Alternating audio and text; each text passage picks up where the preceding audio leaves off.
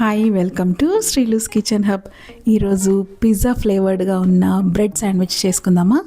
ఇది నేను first time try చేశాను, నాకైతే చాలా నచ్చింది. మీరు కూడా ట్రై చేయండి.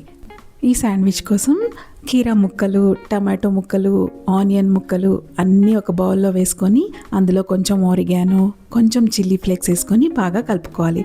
తర్వాత కొంచెం మైనీస్ వేసుకొని, కొంచెం సాస్ వేసుకొని బాగా కలుపుకోవాలి. చూసారు కదా, చాలా తక్కువ క్వాంటిటీలోనే తీసుకున్నాను సాస్ ఇంకా మైనీస్ కూడా. నేను 3 బ్రెడ్ స్లైసెస్ని తీసుకున్నాను. వాటిపైన ఇలా మనం కలుపుకున్న మిశ్రమాన్ని పెట్టుకొని ఇలా 3 చీజ్ స్లైసెస్ని ఇలా 3 బ్రెడ్స్ పైన పెట్టేసుకున్నాను.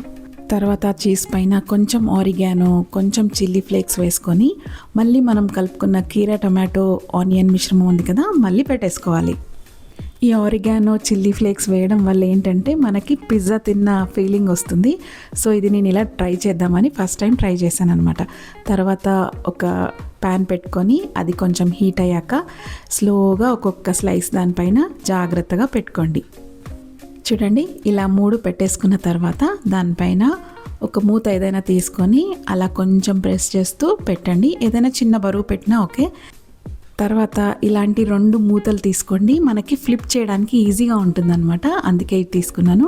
ఫస్ట్ ఇలా ఒక బ్రెడ్ ఒక మూతపై వేసుకొని తర్వాత ఇంకో మూత తీసుకొని ఇలా బోల్రించి తర్వాత మెల్లిగా ఇలా తిప్పుకోవాలన్నమాట. ఎక్కడ డిస్టర్బెన్స్ లేకుండా ఈజీగా ఫ్లిప్ అవుతుంది. అందుకనే నేను ఆ 2 ప్లేట్స్ తీసుకున్నాను. తర్వాత మళ్ళీ యాజ్ ఇట్ ఈస్గా పెంక పైన పెట్టేయాలి. చూడండి, ఒకవైపు ఎంత బాగా కాలింది, మాడకుండా ఈక్వల్గా కాలింది కదా. ఇప్పుడు మళ్ళీ మూత పెట్టేసుకొని మళ్ళీ ఏదైనా బరువు పెట్టుకొని 2 సైడ్స్ కూడా ఇలా కాల్చుకోండి. చూడండి ఎంత ఈక్వల్గా మాడకుండా ఎంత బాగా కాలాయో. ఆయిల్ అవసరం లేదు, ఏం అవసరం లేదు. తర్వాత ఇలా ట్రయాంగిల్ షేప్లో కట్ చేసుకొని తినడమే. నేను చెప్తున్నాను, నమ్మండి, ఎంత బాగుంటుందంటే టేస్ట్ చాలా బాగుంటుంది.